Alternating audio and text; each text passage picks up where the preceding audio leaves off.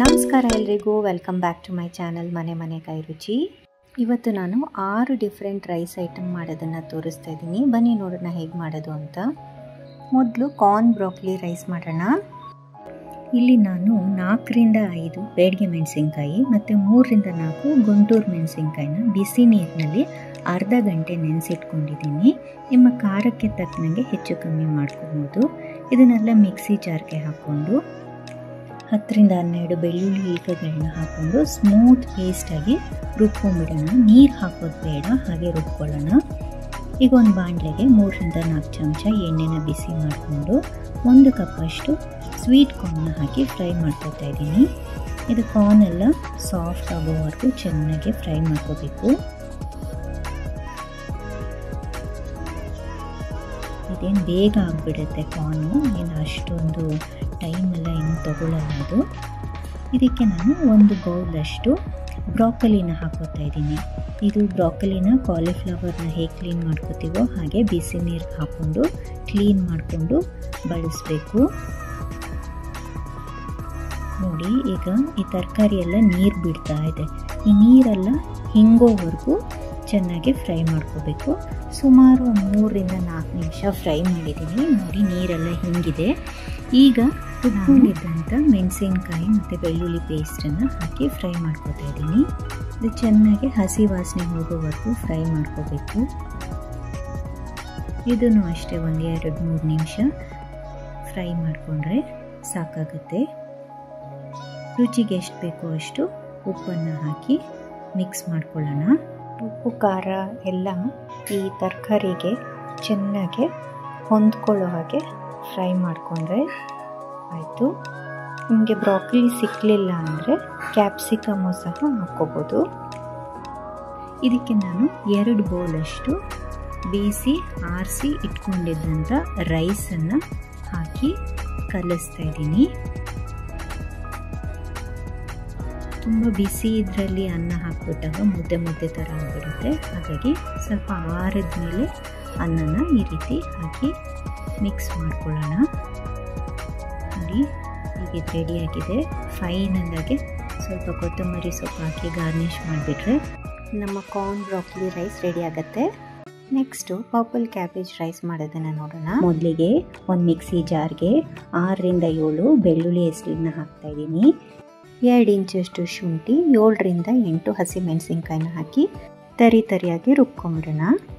ಈಗ ಒಂದು ಬಾಣಲೆಗೆ 3 ರಿಂದ 4 ಚಮಚ ಎಣ್ಣೆ ಮತ್ತು 2 ಸ್ಪೂನಷ್ಟು ತುಪ್ಪನ ಹಾಕಿ ಬಿಸಿನ ಆದ ನಂತರ ಒಂದು ಸಣ್ಣದಾಗಿ ಹೆಚ್ಕೊಂಡಿರೋಂಥ ಈರುಳ್ಳಿನ ಹಾಕಿ ಫ್ರೈ ಮಾಡೋಣ. ಇದು ಚೆನ್ನಾಗಿ ಟ್ರಾನ್ಸ್ಪರೆಂಟ್ ಆಗೋವರೆಗೂ ಫ್ರೈ ಮಾಡಬೇಕು. ನೋಡಿ, ಈಗ ಇದು ಫ್ರೈ ಆಗಿದೆ.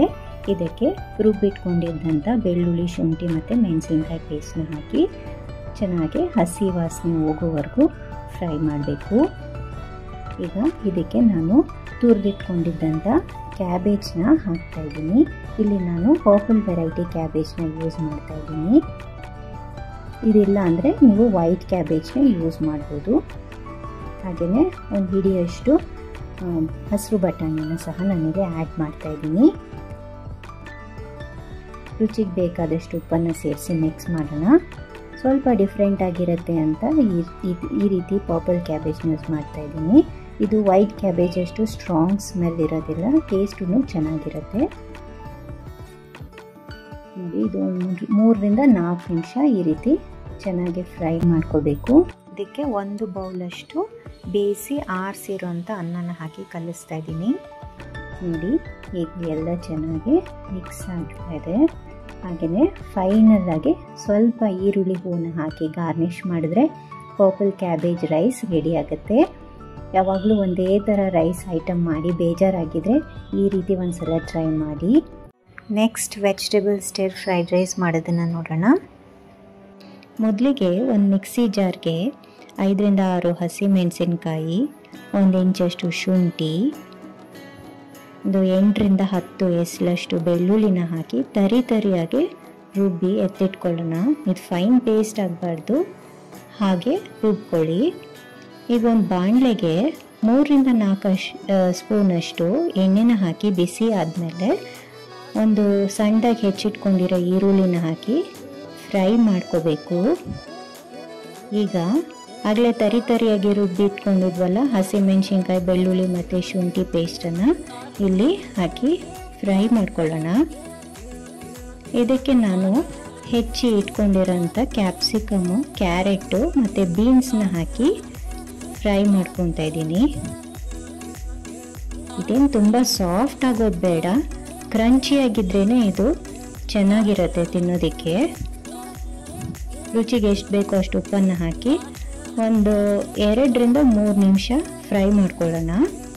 ಈಗ ನಾನು 1.5 ಬೌಲಷ್ಟು ಬೇಯಿಸಿ ಆರಿಸಿಟ್ಕೊಂಡಿರೋಂಥ ಅನ್ನನ ಹಾಕೋತಾ ಇದ್ದೀನಿ ಇಲ್ಲಿ.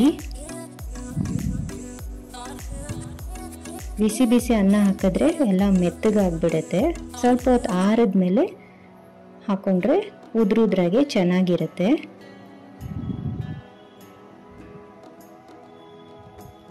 ಅನ್ನದ ಜೊತೆ ತರಕಾರಿ ಚೆನ್ನಾಗಿ ಹೊಂದ್ಕೊಳ್ಳೋ ಹಾಗೆ ಫ್ರೈ ಮಾಡ್ಕೊಳ್ಳೋಣ. ಈಗ ಫೈನಲ್ ಆಗಿ 1 ಸ್ಪೂನಷ್ಟು ಪೆಪ್ಪರ್ ಪೌಡರ್ನ ಹಾಕಿ ತಿರುಗಿದ್ರೆ veg stir fried rice ready ಆಗತ್ತೆ.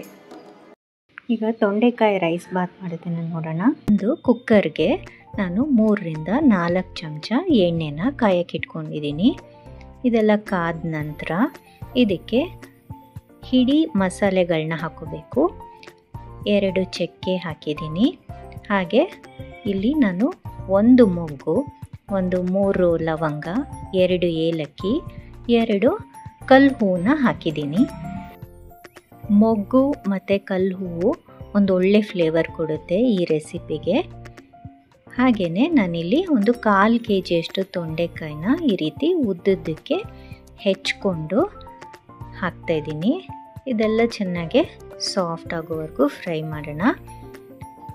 ಇಲ್ಲಿ ನಾನು 1 ಕಪ್ಪಷ್ಟು ಕಾಬೂಲ್ ಕಡಲೆಕಾಳನ್ನ ನೆನೆಸಿಟ್ಕೊಂಡಿದ್ದೆ, ಅದನ್ನು ಇದಕ್ಕೆ ಹಾಕಿ ಮಿಕ್ಸ್ ಮಾಡ್ತಾಯಿದ್ದೀನಿ. ಎಲ್ಲ ಚೆನ್ನಾಗಿ ಎಣ್ಣೆಯಲ್ಲಿ ಫ್ರೈ ಆಗಬೇಕು. ಸ್ವಲ್ಪ ಒಂದು ಅರ್ಧ ಚಮಚದಷ್ಟು ಅರಿಶಿನ ಹಾಕ್ಕೊಂಡು ಇಲ್ಲಿ ಮಿಕ್ಸ್ ಮಾಡ್ಕೊತಾ ಇದ್ದೀನಿ. ಸುಮಾರು 2ರಿಂದ 3 ನಿಮಿಷ ನಾನು ಇದನ್ನು ಫ್ರೈ ಮಾಡ್ಕೊಂಡಿದ್ದೀನಿ. ಇಲ್ಲಿ ನಾನು 2 ಟೊಮ್ಯಾಟೊ, ನಾಟಿ ಟೊಮ್ಯಾಟೊ ತೊಗೊಂಡಿದ್ದೀನಿ. ಸಣ್ಣದಾಗೆ ಹೆಚ್ಚಿಕೊಂಡು ಇದಕ್ಕೆ ಹಾಕಿ ಫ್ರೈ ಮಾಡ್ತಾಯಿದ್ದೀನಿ. ಈಗ ರುಚಿಗೆ ಎಷ್ಟು ಬೇಕೋ ಅಷ್ಟು ಉಪ್ಪನ್ನು ಹಾಕಿ ಮಿಕ್ಸ್ ಮಾಡ್ಕೊಳ್ಳೋಣ. ಈ ಟೊಮ್ಯಾಟೊ ಎಲ್ಲ ಚೆನ್ನಾಗಿ ಸಾಫ್ಟ್ ಆಗೋವರೆಗೂ ಇದನ್ನು ಚೆನ್ನಾಗಿ ಬಾಡಿಸ್ಕೊಳ್ಳೋಣ. ಇಲ್ಲಿ ನಾನು 3ರಿಂದ 4 ಚಮಚ ವಾಂಗಿಬಾತ್ ಪೌಡರ್ನ ಹಾಕ್ತಾಯಿದ್ದೀನಿ. ಇದೊಂದು ಒಳ್ಳೆ ಫ್ಲೇವರ್ ಕೊಡುತ್ತೆ ಈ ರೈಸ್ ಐಟಮ್ಗೆ. ನಾವು ಈ ಕಾಬೂಲ್ ಕಡಲೆ ಮತ್ತು ಈ ತೊಂಡೆಕಾಯಿ ಹಾಕಿ ಪಲ್ಯ ಮಾಡೋದನ್ನು ನೋಡಿದ್ದೀವಿ. ಹೆಚ್ಚು ಕಮ್ಮಿ ಸ್ವಲ್ಪ ಅದೇ ಟೇಸ್ಟ್ ಬರುತ್ತೆ. ಆದರೆ ಇದಕ್ಕೆ ರೈಸ್ ಮಿಕ್ಸ್ ಮಾಡಿರ್ತೀವಿ, ತುಂಬಾ ಕ್ವಿಕ್ಕಾಗುತ್ತೆ. ಇಲ್ಲಿ ಸ್ಪೈಸಿ ಬೇಕಿದ್ದರೆ ಇನ್ನೊಂದು ಸ್ಪೂನ್ ಖಾರದ ಪುಡಿನೂ ಹಾಕ್ಕೊಂಡು ಮಿಕ್ಸ್ ಮಾಡ್ಕೋಬೋದು. ಕಾಬೂಲ್ ಕಡಲೆ ಬೇರೆ ಹಾಕಿರೋದ್ರಿಂದ ಒಂದು ಪ್ರೋಟೀನ್ ರಿಚ್ ರೈಸ್ ವೆರೈಟಿ ಅಂತಲೇ ಹೇಳ್ಬೋದು. ಈಗ ಅದೆಲ್ಲ ಹುರಿದಾದ್ಮೇಲೆ ನಾನು 1 ಬೌಲಷ್ಟು ನೆನೆಸಿಟ್ಕೊಂಡಿದ್ದಂಥ ಅಕ್ಕಿನ ಇಲ್ಲಿ ಹಾಕ್ತಾಯಿದ್ದೀನಿ. ಇದೆಲ್ಲ ಸುಮ್ಮನೆ ಒಂದು ಸಲ ಮಿಕ್ಸ್ ಮಾಡ್ಕೊಳ್ಳೋಣ, ತರಕಾರಿ ಜೊತೆಗೆಲ್ಲ ಇದು ಹೊಂದ್ಕೊಳ್ಳಿ. ನಂತರ 1:2, 1 ಬೌಲ್ ಅಕ್ಕಿಗೆ 2 ಬೌಲಷ್ಟು ನೀರನ್ನು ಹಾಕ್ಕೊತಾ ಇದ್ದೀನಿ ನಾನಿಲ್ಲಿ. ಇದೆಲ್ಲ ಚೆನ್ನಾಗಿ ಮಿಕ್ಸ್ ಮಾಡಿಕೊಂಡು ಇದನ್ನು ಒಂದು ಕುದಿ ಬರೋವರೆಗೂ ಹಾಗೇ ಬಿಡೋಣ. ನೋಡಿ ಈಗ ಕುದಿ ಬರ್ತಾಯಿದೆ. ಈ ಸ್ಟೇಜಲ್ಲಿ ಕುಕ್ಕರ್ನ ಮುಚ್ಚಿಟ್ಬಿಟ್ಟು ಸ್ಲೋ ಫ್ಲೇಮಲ್ಲಿ 2 ವಿಷಲ್ ಬರೋವರೆಗೂ ಕೂಗಿಸ್ಕೊಳ್ಳೋಣ.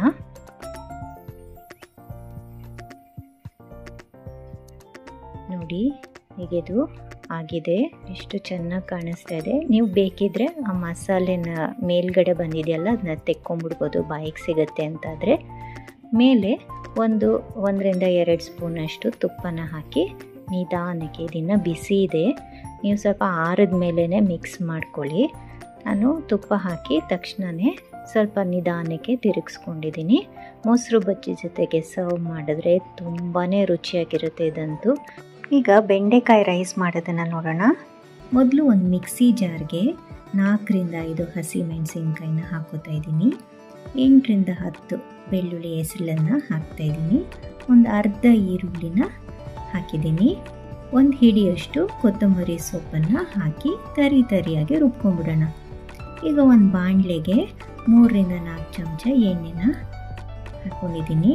ಎಣ್ಣೆ ಬಿಸಿ ಆದಮೇಲೆ ಸ್ವಲ್ಪ ಸಾಸಿವೆ, ಅದೆಲ್ಲ ಚೆನ್ನಾಗಿ ಚಿಟ್ಕೊಟ್ಮೇಲೆ 1 ಸ್ಪೂನಷ್ಟು ಕಡಲೆಬೇಳೆ, ಉದ್ದಿನಬೇಳೆನ ಹಾಕಿ ಫ್ರೈ ಮಾಡ್ತಾಯಿದ್ದೀನಿ. ಇದೆಲ್ಲ ಚೆನ್ನಾಗಿ ಹೊಂಬಣ್ಣ ಬರೋವರೆಗೂ ಹುರಿಬೇಕು. ಈಗ ಇದಕ್ಕೆ ಉದ್ದುದ್ದಕ್ಕೆ ಹೆಚ್ಕೊಂಡಿರೋಂಥ ಈರುಳ್ಳಿನ ಹಾಕಿ ಫ್ರೈ ಮಾಡ್ತಾಯಿದ್ದೀನಿ. ಈರುಳ್ಳಿನೂ ಅಷ್ಟೇ ಚೆನ್ನಾಗಿ ಟ್ರಾನ್ಸ್ಪರೆಂಟ್ ಆಗೋವರೆಗೂ ಹುರ್ಕೋಬೇಕು. ನೋಡಿ ಈಗ ಇದಾಗಿದೆ. ಈಗ ಇದಕ್ಕೆ ನಾನು ಬೆಂಡೆಕಾಯಿನ ಹಾಕೋತಾ ಇದ್ದೀನಿ. ಇಲ್ಲಿ ನಾನು ಸುಮಾರು 1/4 kg ಬೆಂಡೆಕಾಯಿನ ತೊಗೊಂಡಿದ್ದೀನಿ. ಚೆನ್ನಾಗಿ ತೊಳೆದು ಒರೆಸಿ ಈ ರೀತಿ ಕ್ರಾಸಾಗೆ ಕಟ್ ಮಾಡಿದ್ದೀನಿ. ಇದರಿಂದ ಬೆಂಡೆಕಾಯಿ ಬೇಗನೆ ಬೆಂದ್ಬಿಡುತ್ತೆ. ಬೆಂಡೆಕಾಯಿ ಮಾತ್ರ ಚೆನ್ನಾಗಿ ಒರೆಸಿ ಹಾಕೋಬೇಕು, ಸ್ವಲ್ಪನೂ ಮಾಯಿಶ್ಚರ್ ಇರಬಾರ್ದು. ಚಿಟಿಕೆ ಅರಿಶಿನ ಹಾಕ್ಕೊಂಡು ಫ್ರೈ ಮಾಡ್ತಾಯಿದ್ದೀನಿ. ಈ ಬೆಂಡೆಕಾಯಿನ ಹೇಗೆ ಫ್ರೈ ಮಾಡಬೇಕು ಅಂದರೆ, ಇದು ಸಾಫ್ಟ್ ಆಗಬೇಕು, ಆದರೆ ಅದರ ಕ್ರಂಚಿನೆಸ್ ಮಾತ್ರ ಹೋಗಬಾರ್ದು. ಅದು ಕ್ರಂಚಿಯಾಗೇ ಇರಬೇಕು, ಆ ರೀತಿ ಫ್ರೈ ಮಾಡಬೇಕು. ಈಗ ಇದಕ್ಕೆ ನಾವು ರುಬ್ಬಿಟ್ಕೊಂಡಂಥ ಮಸಾಲೆನ ಹಾಕಿ ಫ್ರೈ ಮಾಡ್ತಾಯಿದ್ದೀನಿ. ಇದನ್ನು ಅಷ್ಟೇ ತುಂಬ ಜಾಸ್ತಿ ಹುರಿಯೋದು ಬೇಡ. ಮಸಾಲೆ ಎಲ್ಲ ಅದ್ರ ಫ್ಲೇವರು ಹೊಟ್ಟೋಗ್ಬಿಡುತ್ತೆ. ಜಸ್ಟ್ ಬೆಂಡೆಕಾಯಿ ಜೊತೆ ಮಿಕ್ಸ್ ಆಗಿ ಒಂದು 2 ನಿಮಿಷ ಹುರ್ಕೊಂಡ್ರೆ ಸಾಕಾಗುತ್ತೆ. ಈ ಫ್ರೈಡ್ ರೈಸ್ಗೆಲ್ಲ ಹಾಕಿದಾಗ ನಾವು ಹುರಿತೀವಲ್ಲ, ಆ ರೀತಿ ಇದನ್ನು ಹುರ್ಕೋಬೇಕು. ಈಗ ರುಚಿಗೆ ಎಷ್ಟು ಬೇಕೋ ಅಷ್ಟು ಉಪ್ಪನ್ನು ಹಾಕ್ತಾಯಿದ್ದೀನಿ. ಇದನ್ನೆಲ್ಲ ಚೆನ್ನಾಗಿ ಮಿಕ್ಸ್ ಮಾಡ್ಕೊಂಡು ಬಿಡೋಣ. ಇಲ್ಲಿ ಬೆಂಡೆಕಾಯಿನ ಸುಮಾರು ಒಂದು 4ರಿಂದ 5 ನಿಮಿಷ ನಾನು ಫ್ರೈ ಮಾಡ್ಕೊಂಡಿದ್ದೀನಿ. ನೋಡಿ, ಇಷ್ಟಾದರೆ ಸಾಕಾಗುತ್ತೆ. ಇಲ್ಲಿ ನಾನು ಈಗ ಸ್ಟವ್ ಆಫ್ ಮಾಡಿಬಿಟ್ಟು 1 ಬೌಲಷ್ಟು ಆಗಲೇ ಬೇಯಿಸಿ ಆರಿಸಿ ಇಟ್ಕೊಂಡಿರೋಂಥ ಅನ್ನನ ಹಾಕಿ ಕಲಿಸ್ಕೊತಾ ಇದ್ದೀನಿ. ಈ ಬೆಂಡೆಕಾಯಿ ಮತ್ತು ನಾವು ಹಾಕ್ಕೊಂಡಿರೋ ಮಸಾಲ ಎಲ್ಲವೂ ಈ ಅನ್ನದ ಜೊತೆ ಚೆನ್ನಾಗಿ ಮಿಕ್ಸ್ ಆಗಬೇಕು. ಆ ರೀತಿ ಕಲಿಸ್ಕೋಬೇಕು. ನಿಮಗೆ ಬೇಕಿದ್ದರೆ ಇದಕ್ಕೆ ನಿಂಬೆಹಣ್ಣು ಸಹ ಹಾಕ್ಕೊಂಡು ಮಿಕ್ಸ್ ಮಾಡ್ಕೋಬೋದು. ನಾನಿಲ್ಲಿ ನಿಂಬೆಹಣ್ಣೇನು ಬಳಸಿಲ್ಲ. ಇದಕ್ಕೆ ಈ ಬೆಂಡೆಕಾಯಿ ಫ್ಲೇವರೇ ತುಂಬ ಡಾಮಿನೆಂಟ್ ಆಗಿರುತ್ತೆ ಈ ರೈಸ್ ರೆಸಿಪಿಗೆ.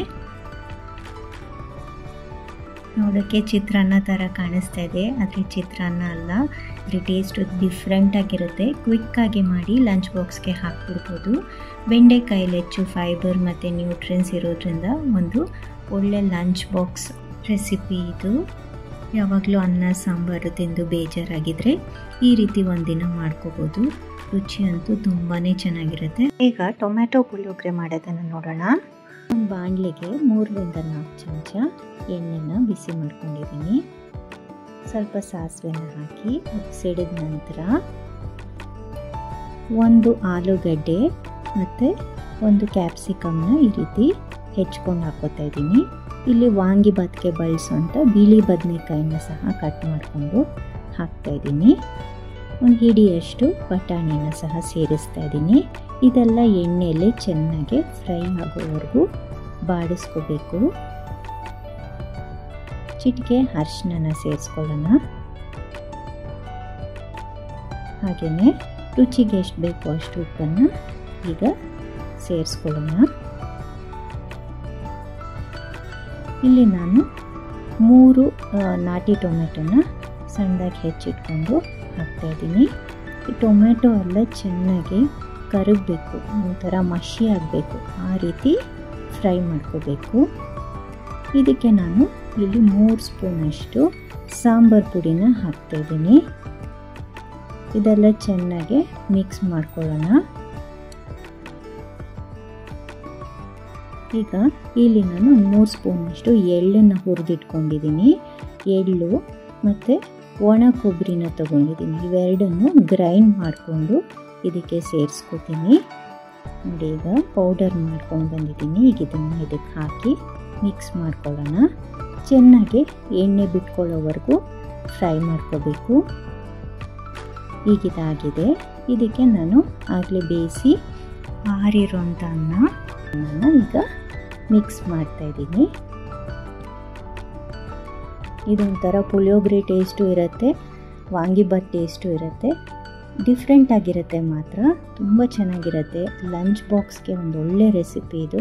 ಹಾಗೆಯೇ ಹಬ್ಬಗಳಲ್ಲೂ ಮಾಡ್ಬೋದು. ಈರುಳ್ಳಿ ಬೆಳ್ಳುಳ್ಳಿ ಏನು ಬಳಸಿಲ್ಲ ನಾವು ಇದಕ್ಕೆ. ಹಬ್ಬಗಳಲ್ಲೂ ಇದನ್ನು ಊಟಕ್ಕೆ ಮಾಡ್ಕೋಬೋದು. ಕ್ವಿಕ್ಕಾಗೂ ಆಗುತ್ತೆ. ರುಚಿ ಅಂತೂ ತುಂಬಾ ಚೆನ್ನಾಗಿರುತ್ತೆ. ನೋಡಿ, ಈಗ ಇದೆಲ್ಲ ಈ ರೀತಿ ಮಿಕ್ಸ್ ಮಾಡ್ಕೊಂಡಿದ್ದೀನಿ. ಈಗ ಫೈನಲ್ಲಾಗಿ 1 ಸ್ಪೂನ್ ತುಪ್ಪದಲ್ಲಿ ನಾನು ಸ್ವಲ್ಪ ಗೋಡಂಬಿನ ಫ್ರೈ ಮಾಡಿಕೊಂಡು ಇದಕ್ಕೆ ಹಾಕೋತಾ ಇದ್ದೀನಿ. ಇದನ್ನು ಚೆನ್ನಾಗೆಲ್ಲ ಮಿಕ್ಸ್ ಮಾಡಿದ್ರೆ ನಮ್ಮ ಟೊಮ್ಯಾಟೊ ವಾಂಗಿಬಾತ್ ಅಥವಾ ಟೊಮ್ಯಾಟೊ ಪುಳಿಯೋಗರೆ ರೆಡಿ ಆಗುತ್ತೆ. ದಿನ ಏನಪ್ಪ ಲಂಚ್ ಬಾಕ್ಸಿಗೆ ಹಾಕೋದು ಅಂತ ಯೋಚನೆ ಮಾಡ್ತಾ ಇದ್ರೆ ಈ ವಿಡಿಯೋ ನಿಮಗೆ ಹೆಲ್ಪ್ ಆಗ್ಬೋದು ಅಂತ ಅಂದ್ಕೊಂಡಿದ್ದೀನಿ. ಟ್ರೈ ಮಾಡಿ, ಹೇಗೆ ಬಂತು ಅಂತ ಖಂಡಿತ ಕಮೆಂಟ್ ಸೆಕ್ಷನಲ್ಲಿ ತಿಳಿಸಿ. ಹಾಗೆಯೇ ಈ ವಿಡಿಯೋ ನಿಮಗೇನಾದರೂ ಇಷ್ಟ ಆಗಿದ್ದರೆ ಪ್ಲೀಸ್ ಲೈಕ್ ಮಾಡಿ, ಶೇರ್ ಮಾಡಿ ಮತ್ತು ಸಬ್ಸ್ಕ್ರೈಬ್ ಮಾಡಿ ಅಂತ ಹೇಳ್ತಾ see you in the next video. Happy cooking.